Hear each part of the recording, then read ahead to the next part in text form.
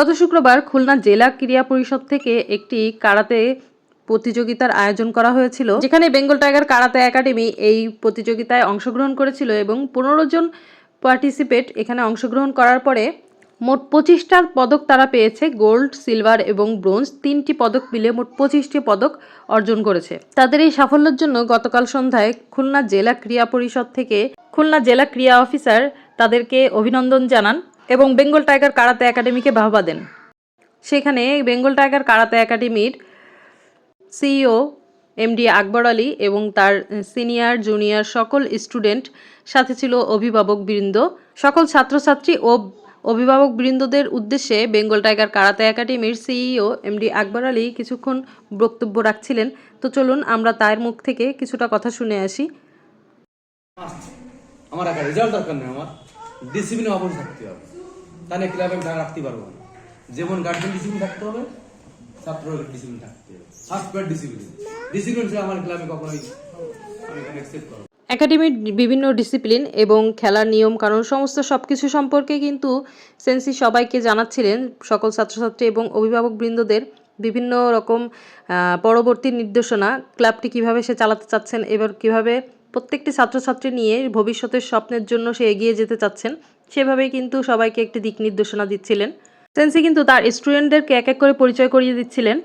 গত শুক্রবারের খেলায় কোন কোন প্রতিযোগী কোন কোন মেডেল পেয়েছে সব বর্ণনা দিচ্ছিলেন এবং এই মাসেই কক্সবাজার কিন্তু জেকের যে প্রতিযোগিতা ছিল কারাতে, সেখান থেকেও কিন্তু কয়েকজন প্লেয়ার কয়েকটা মেডেল জয় করে এনেছে এবং খুব ভালো একটি রেজাল্ট করেছে। তো সেগুলোও কিন্তু বর্ণনা দিচ্ছিলেন, সবাইকে পরিচিত করে দিচ্ছিলেন এবং খুলনা জেলা ক্রীড়া অফিসার কিন্তু সবাইকে বাহবা দিচ্ছিলেন, সবাইকে অভিনন্দন দিচ্ছিল এবং পরবর্তীতে খেলার জন্য উৎসাহ দিচ্ছিলেন।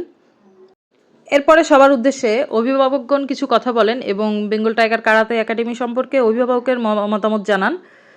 বিভিন্ন জায়গায় আমরা দেখেছি যারা সেন্সিরা আসেন, তাদের ছেলে মেয়েদেরকে নিয়ে আসেন, কেমন যেন তাদের টার্গেট থাকে, সামহাও আমার ছেলে মেয়ে আছে, কিন্তু প্রতিষ্ঠান হিসাবে তার ছেলে মেয়েদের প্রতি তার যে বিশ্বাস যে আমার বাচ্চাগুলো বের হয়ে আসবে, তারপরে অনেক সময় তারা ক্লিক করেনি, যার গোল পাওয়ার কথা সে গোল পায়নি। কিন্তু উনি কিন্তু নেগোশিয়েট করতে যান নাই, উনি কর্তৃপক্ষের সাথে নেগোশিয়েট করতে যান নাই। কেন যান নাই পরে আমি তার কাছে শুনেছি, আপনি এই কাজটা করলেন না কেন? তো বলছি যে আমি যদি নেগোশিয়েট করি আমার বাচ্চা হয়তো গোল পাবে, কিন্তু পরবর্তীতে ওর মানসিকতা হয়ে যাবে যে আমার কিছু একটা সমস্যা হলে সেন্সি দেখবে, নো এটা হবে না। ওটা তার কনফিডেন্স লেভেলটা যেন আরো বাড়ে, যেন আমাকে কোনো ক্রমে বাদ না দিতে পারে। যে এই যে মানসিকতাটা, এটা আমাকে আসলে মুগ্ধ করেছে। তো এখানেও লাস্টে দেখেছি যে আমাদের সৈকতের সাথে যেটা হচ্ছে হয় না, তাই আমি বললাম।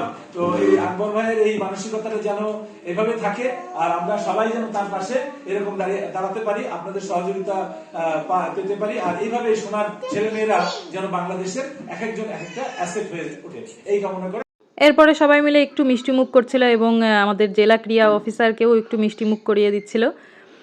তো সবাই ভালো থাকবেন, আজকের মতো বিদায়, আল্লাহ।